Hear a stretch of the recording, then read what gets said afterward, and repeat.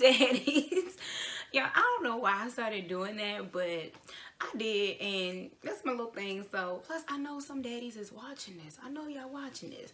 So, anyway, y'all, welcome to my channel. So, I decided to stop procrastinating and stop acting in fear and just do the dang thing and start the dang channel. So, welcome. For those of you who do not already know me, who don't already follow me on IG, my name is Janelle. I am a single mom to the dopest 3-year-old you will ever meet. Fact check me, okay? My son is intelligent.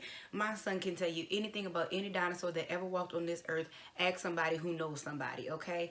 And he just brings light and joy to every single space that he enters.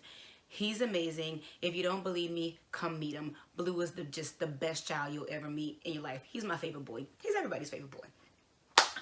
So yeah, so I am single mom to the dopest little 3-year-old, and I found on this journey of motherhood that it really wasn't a lot of openness. You know, like people were telling me all the good things and some of the bad things, but nobody was really saying like, sis, this is what it's going to be like when you go through XYZ. They were saying, oh, you know, sleep when the baby sleeps, and oh, you're going to be tired, but nobody was saying like, sis, when it come down to it, X, Y, and Z. So enter me. I'm going to just open up my life and tell y'all like, sis, this is what happens, bruh. That's why sis acting this way. So yes, that is the purpose of my channel. I'm looking down. I got to look at my little notes so I don't start rambling. Yeah, and then especially like from a faith perspective, like a Christian perspective, everything was just pray about it, or you know, accountability, which is great, but it was like so all the Christian mamas not going through nothing, we just gonna act like it's everybody else and not us too. So yeah, so I need to oh yeah, there's gonna be a disclaimer in the description box. Read it, memorize it, share with all your friends. So I'm gonna start telling you guys pretty much my motherhood journey for the first couple of videos, and then of course if you follow me, you know I kind of like to just, you know, divulge all my personal information and just tell you what it's like and go through, and then I definitely want to hear from you guys about what you want to hear about as well. So yeah, right into it. So I personally believe that motherhood starts before you actually, you know, pee on a stick and get a BFP, or big fat positive, if y'all didn't know what BFP meant. At least mine did. I feel like my journey to motherhood definitely started way before I even met my son's dad. So for me, I went through a lot of cycles, and I'll go into this more in other videos, but for the sake of time, I went through a lot of like really negative cycles in relationships, friendships and relationships, of just allowing other people to mistreat me, not knowing my value, not knowing my worth, accepting kind of any and everything. On the flip side, I wasn't always the best friend, so you know, you also get what you put out as well. But it was just, I noticed just this cycle of just negativity that I would be in when it came to relationships, that ultimately caused me to suffer with a lot of anxiety, severe depression,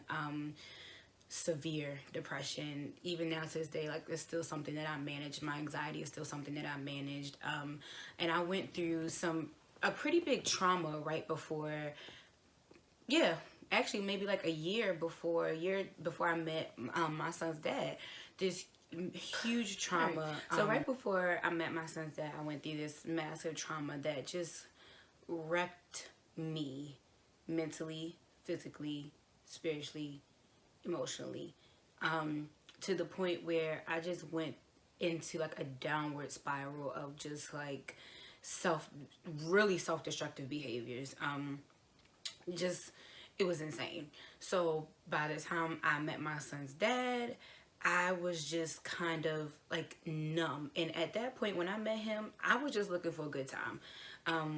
We met because we used to work downtown together, and I just remember seeing him one day and was like, get that, and it is what it is. Like, you know, I put some vibes out there and I caught my little fish. And, you know, we had this agreement that you know, we're not gonna catch feelings, and this is just sex. And I really was using him and a lot of other things, him, alcohol, a lot of sex and a lot of alcohol. I was literally a functioning alcoholic, to really just drown out the voices in my head, drown out my sorrows, drown out the trauma. I didn't want to face it. I didn't want to deal with it. I didn't want to like unearth the wounds that I was just putting band-aid on top of band-aid on top of band-aid on all of these wounds, and I wasn't dealing with anything. So by the time I met my dad, by the time I met his dad, I was an emotional wreck. Of course, you know, when you have two broken people, that one person isn't going to say, hey, I noticed you're an emotional wreck, we shouldn't do this. Like, I don't know why I just did that, but you both are just looking for something to numb your pain. So that's what it was. We were like, you know, let's do this. Let's not have no feelings attached, you know. Fast forward 2 years later, and feelings, deep feelings on both sides. Just we are two different people, and I'm trying to use a lot of I statements because I can't speak for him. I'm not him. I don't know his thoughts and feelings unless he says something. I can only speak for me. So I felt like there was deep feelings on both sides, but neither. I felt that just I gotta look down to see what I wrote again. There was deep feelings and it wasn't going anywhere. You know, we're just wasting our time. I'm spending a lot of time trying to ask questions, trying to figure out what in the world is happening, and nothing was happening. So I decided that this is done. You know, I'm just gonna live my best life. I had a homegirl at the time that she was moving to Georgia, so I was like, sis, I'm staying in this apartment for another 6 months. We gonna bounce to Georgia. And in the midst of my planning, I happened to go out with my sister one night. And like I said, y'all, like I was a drizzy drunk. But this particular night, I didn't get drunk. I had like a couple sips, and I remember things were just kind of happening at work, and I was kind of, I feel all of my feelings all of the time, but the last couple weeks at work, I have been really feeling my feelings, and I kind of been a little nasty. And I just remember this girl saying like, girl, you are pregnant. And I was like, no, pause, sis. First of all, I can't get pregnant. If you follow me, you already know that little story. Can't get pregnant. And on top of that, baby, I don't want no kids. Like, me and kids, we don't get along. So we ain't got to worry about no pregnancies over here.